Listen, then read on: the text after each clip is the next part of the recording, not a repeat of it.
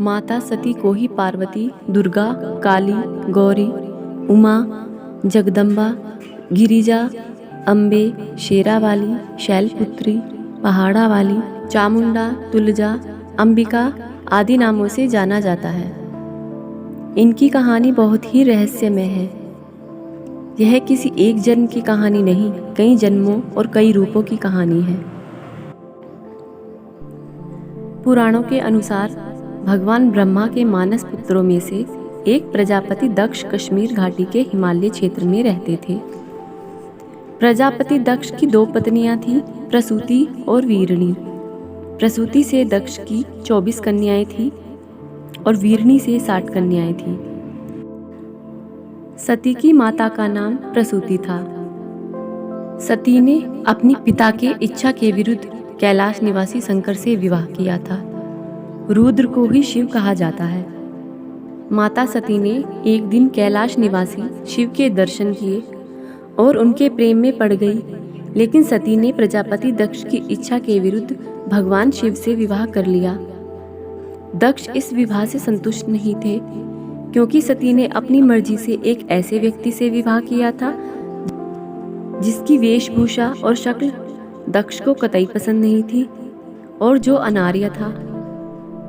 एक बार दक्ष ने एक विराट यज्ञ का आयोजन किया, लेकिन उन्होंने अपने दामाद और पुत्री को यज्ञ में नहीं बुलाया। फिर भी सती अपने पिता के यज्ञ में पहुंच गई, लेकिन दक्ष ने पुत्री के आने पर उपेक्षा का भाव प्रकट किया और शिव के विषय में सती के सामने ही अपमानजनक बातें कही। सती के लिए अपने पति के विषय में अपमानजनक बातें सुनना हृदय विदारक और घोर अपमानजनक था। यह सब वह बर्दाश्त नहीं कर पाई और इस अपमान की कुंठावश उन्होंने वहीं यज्ञ कुंड में कूदकर अपने प्राण त्याग दिए।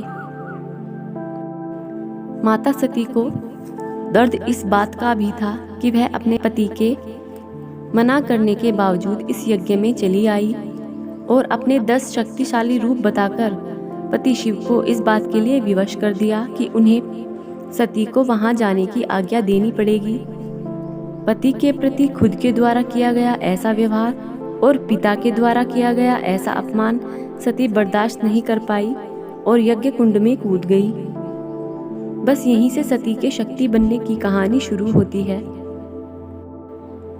शिव शंकर बहुत दुखी हो गए जब उन्होंने यह खबर सुनी और उन्होंने वीरभद्र को भेजा, जिसने दक्ष का सिर काट दिया।